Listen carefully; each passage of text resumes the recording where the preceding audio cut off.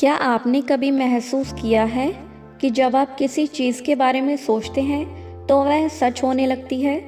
क्या आपको कभी ऐसा लगा है कि जब आप सकारात्मक होते हैं तो सब कुछ अच्छा होता है, लेकिन जब आप नकारात्मक महसूस करते हैं तो मुश्किलें बढ़ जाती हैं? यह कोई संजोग नहीं है, बल्कि यह आकर्षक का नियम है।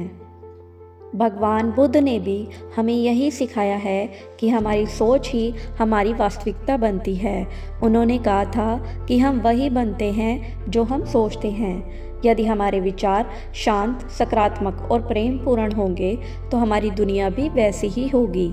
इस वीडियो में हम आकर्षण के नियम को बुद्ध की शिक्षाओं से जोड़कर समझेंगे और जानेंगे कि कैसे इसे अपनी ज़िंदगी में लागू करके मनचाही सफलता, शांति, प्रेम और खुशहाली पा सकते हैं। बुद्ध ने यह बताया है कि हमारा मन बहुत शक्तिशाली होता है। यदि हम इसे सही दिशा में लगाएं तो हम अपने जीवन को बेहतर बना सकते हैं। आकर्षक का नियम भी यही कहता है कि हम जिस चीज़ पर ध्यान केंद्रित करते हैं वही हमारी ज़िंदगी में आता है।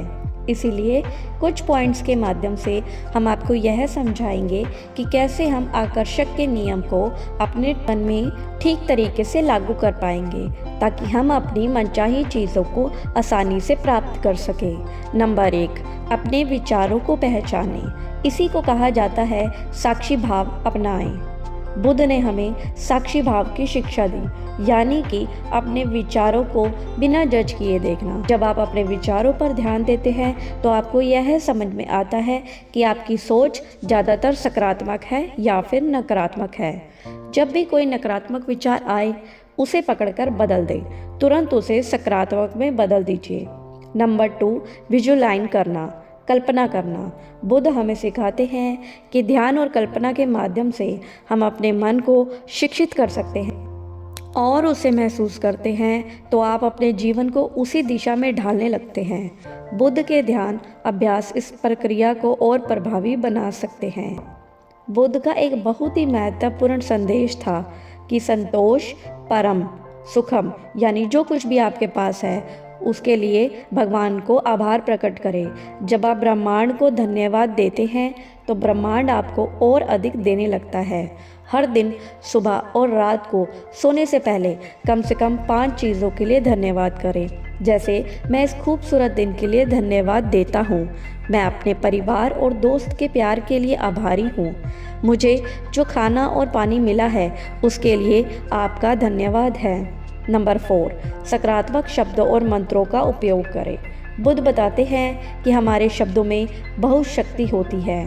अगर हम सही शब्दों और मंत्रों का उपयोग करें तो हमारा जीवन बदल सकता है। उदाहरण के लिए, मैं शांति और प्रेम से भरा हुआ हूँ। मेरा जीवन सुख और समृद्धि से भरा हुआ है। मैं अपने भाग्य का निर्माता हूँ। नंबर 5, भरोसा और धैर्य बनाए रखें। बुद्ध ने कहा था कि हर चीज़ का समय होता है। जिस तरह एक पेड़ को बड़ा होने में समय लगता है, उसी तरह आपकी इच्छाएं भी धीरे धीरे पूरी होंगी। अगर आप लगातार सकारात्मक सोचेंगे और धैर्य रखेंगे तो आपकी ज़िंदगी बदल जाएगी। बुद्ध का जीवन भी इसी बात का ही उदाहरण है कि जब कोई अपने विचारों और ऊर्जा का सही दिशा में लगा तो वह शक्तिशाली बन सकता है। राजकुमार सिद्धार्थ ने सब कुछ त्याग कर सत्य की खोज की और अंत में उन्होंने आत्मज्ञान प्राप्त किया। उन्होंने नकारात्मक सोच, लोभ और मोह को छोड़ा और शांति और प्रेम को अपनाया। अगर हम भी उनके मार्ग पर चले तो हम भी अपने जीवन में असीम शांति और सफलता प्राप्त कर सकते हैं।